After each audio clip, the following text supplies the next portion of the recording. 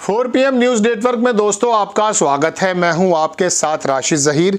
संसद तो ख़त्म हो गया सत्र, लेकिन मुझे भैरव सिंह शेखावत बड़े याद आए। मैं जब पूरे संसद सत्र के दौरान जगदीप धनखड़ या ओम बिरला साहब के पूरे रवैये को देख रहा था, उनकी याद मुझे इसलिए आई, बड़ी ज़बरदस्त टॉक हुआ करती थी, लेकिन पक्ष और विपक्ष को एक साथ लेके चलने में जो काम वो किया करते थे वो देखे ही बनता था। जगदीप धनखड़ जी के सामने जब भी विपक्ष का नेता सत्ता पक्ष से कोई बात पूछता है, उसको बोलने से पहले खुद ही जवाब देना शुरू कर देते हैं। बंगाल के अंदर जब गवर्नर थे तो एक बात याद आ जाती है मुझे। मैं दरअसल खबर ये बताने आया हूँ कि क्या मोदी जी की नज़रों में नंबर पाने के लिए लोगों में चर्चा ये चल रही है कि नंबर मिल जाएंगे, राष्ट्रपति पद के बारे में कुछ ज़्यादा आगे आने वाले में समय में सोचा जा सकता। क्या ये सारी की सारी कोशिशें इसलिए हो रही हैं? लोगों में चर्चा है। मैं नहीं कर रहा हूँ, पत्रकार बुद्धिजीवी बात कर रहे हैं कि जगदीप धनखड़ साहब क्या इसलिए मोदी जी की नज़रों में नंबर लेकर आना चाहते हैं कि देखिए महामहिम, मैं किस प्रकार का काम शानदार कर रहा हूँ और भविष्य का राष्ट्रपति आप मुझे देख सकते हैं। लोग ऐसा कह रहे हैं, लेकिन मैं कहना ये चाहता हूं कि राष्ट्रपति आप अगर अपनी रास्ता आसान कर रहे हैं, राह को हमवार भी कर रहे हैं, तो क्या आप इस प्रकार का आचरण दिखाएंगे कि आपके खिलाफ अविश्वास प्रस्ताव भी आने की तैयारी शुरू हो चुकी है, दस्तखत अभियान चल रहा है। हालांकि मैंने पहले एपिसोड में कहा कि बड़ी बदकिस्मती होगी जया अमिताभ बच्चन के बारे में अगर अविश्वास प्रस्ताव लेकर के आया विपक्ष, बड़ी बदकिस्मती होगी, क्योंकि बुनियादी मुद्दा ये है ही नहीं। लेकिन मैं आना चाहता हूं, बंगाल के गवर्नर के रूप में जब आप काम कर रहे थे, लोगों का कहना यह है कि उस समय भी आप चुनी हुई सरकार के बारे में इतना ज़्यादा इंटरफेयर करते थे कि ममता बनर्जी और आपके बीच में एक ज़बरदस्त तरीके की जो है प्रतिद्वंद्विता दिखती थी। क्यों कर रहे थे उस समय? और आज आप उपराष्ट्रपति बन गए, उपसभापति हैं। बहुत ही समझ के और बड़े संतुलित शब्दों के साथ प्रयोग करना पड़ता है। चेयर पर हैं। हालांकि बात ये चल रही है कि आपका पूरा का पूरा आचरण क्या है। आप 50 बरस से जो राज्यसभा में सांसद हैं, उनके बारे में आप ये कह रहे हैं, मल्लिकार्जुन खड़गे साहब के बारे में, कि आप देश को अस्थिर करना चाहते हैं। एक तरफा रवैया लोकसभा में जहां ओम बिरला साहब का बताते हैं लोग, ऐसे ही राज्यसभा में जो है जगदीप धनखड़ साहब का है।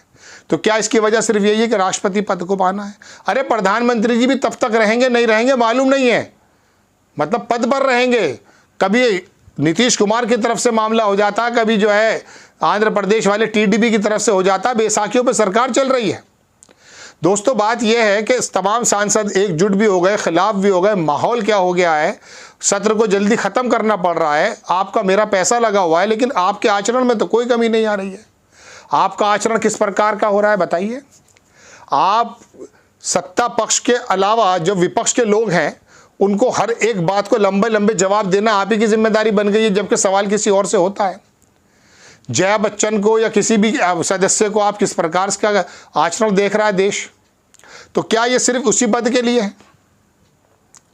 और एक सबसे बड़ी बदकिस्मती की बात यह है कि ये राज्यसभा हो या फिर लोकसभा हो, इसका अगर बल्ब भी जल रहा है ना, उस बिजली का जो बिल है ना, वो आपकी और मेरी जेब से जाता है, जिसे देख करके आप घंटों बड़े रोमांचित होते हो कि फला सदस्य ने बड़ी शानदार बात कही और उन्होंने ये जवाब दिया, और वो भी मजाकिया। एक सांसद आते हैं, रिपब्लिक पार्टी ऑफ इंडिया के हैं, वो अठावले साहब। देखा आपने उनकी बातचीत करने का अंदाज लोकसभा में? मालूम है, आपने देखा है?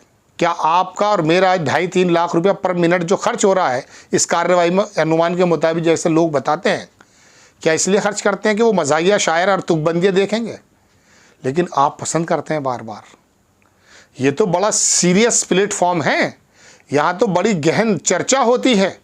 देश के 140 करोड़ लोगों के भविष्य की रूप दशा और दिशा तय होती है, लेकिन यहाँ पर उनका रवैया किस प्रकार का है? दोस्तों बात यह है कि विपक्ष, इसमें कोई दो राय नहीं कि उनको भी सवालात करने ही हैं, लेकिन जवाब देने की जिम्मेदारी अब सत्ता पक्ष की है या उपसभापति जगदीप धनखड़ साहब की है। तो ये जो पूरा रवैया है, ये पूरा जो परफॉर्मेंस दी जा रही है लगातार, हर किसी को चुप बिठा करके और इतने सीनियर मोस्ट नेताओं को इस प्रकार के बातों से नवाजने के बारे में, तो क्या इसीलिए नवाजी जा रही है कि साहब वो साहब के पास नंबर जो है बैलेंस शीट मतलब अच्छा चला जाए, रिपोर्ट कार्ड, और पता चल जाए बड़ा शानदार काम किया है। एक गवर्नर साहब और हैं वहाँ पर, आरिफ मोहम्मद खान, वो भी इसी दौड़ में थे, गायब हैं आजकल। वो भी सोच ये रहे थे कि उपराष्ट्रपति बनना है। मोदी जी का मालूम नहीं किसको क्या कर दें। तो बहरहाल दोस्तों, वो मोदी जी किसको क्या कर दें वो एक अलग विषय है, लेकिन मेरा और आपका समय, पैसा, देश का पैसा जो बर्बाद हो रहा है ना, इस तमाम की तमाम मतलब पार्टी इस समय चेयर बनी हुई है, जबकि पार्टी दो है, पक्ष और विपक्ष। आपका काम दोनों का समन्वय बिठाना है, उनके सवाल को वहां तक पहुंचाना, उनके जवाब को वहां पहुंचाना है। लेकिन क्या चल रहा है बताइए, और पूरा देश मजे ले रहा है। क्या आपको इतना भी फर्क पड़ा कि आपकी दुकान 3 दिन के लिए बंद हो गई, कितना नुकसान होगा? 3 दिन पहले जो ये सत्र जो स्थगित हुआ है, इसमें आपका और मेरा क्या नुकसान है, अंदाजा है कुछ? लेकिन एक आदमी अपना रास्ता हमवार कर रहा है अकॉर्डिंग टू टॉक्स जो चल रही है बातचीत, मैं अपनी तरफ से नहीं कह रहा हूं, उसके बारे में आप और हम खुश हो रहे हैं। और संसद के विपक्ष के लोगों को भी देख लीजिए आप, वो भी अपनी जाति बातों पर अड़े हुए हैं। मैंने पिछले एपिसोड में कहा कि जया अमिताभ बच्चन कहना तो इतना बड़ा मैटर नहीं बन गया है, क्या विश्वास प्रस्ताव लेकर आ जाओगे आप? अरे इस बात को देखिए कि पूरा का पूरा आचरण क्या है उपसभापति का, सत्ता पक्ष में कितने ज़्यादा झुके हुए हैं। राहुल गांधी ने बिल्कुल ठीक कहा था ओम बिरला साहब को कि जब आप मोदी जी से मिल रहे हैं तो आपकी पीठ झुकी हुई थी और मुझसे आप स्ट्रेट बात कर रहे हैं।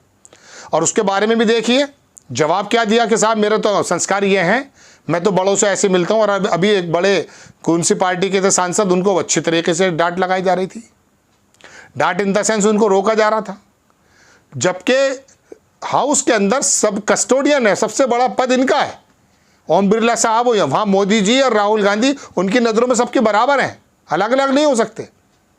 लेकिन बहरहाल दोस्तों बात यह है कि एक आदमी राष्ट्रपति पद का रास्ता आसान करने के लिए अपनी परफॉर्मेंस केंद्र के पक्ष में दिखा रहा है, तब आपको कोई प्रॉब्लम नहीं। विपक्ष जो है एक ऐसे मैं कह सकता हूँ बेवकूफ़ी की बात पर, अविश्वास प्रस्ताव की बात कर रहा है कि जया बच्चन को अमिताभ बच्चन बोल दिया। वाकई कहाँ जा रहे हैं आप और हम लोग? आपको खबर कैसी लगी अपनी राय कमेंट्स बॉक्स में ज़रूर दीजिए। चैनल को सब्सक्राइब कीजिए, शेयर कीजिए। नेक्स्ट टाइम में किसी खबर के साथ हाजिर होता हूँ। जय हिंद।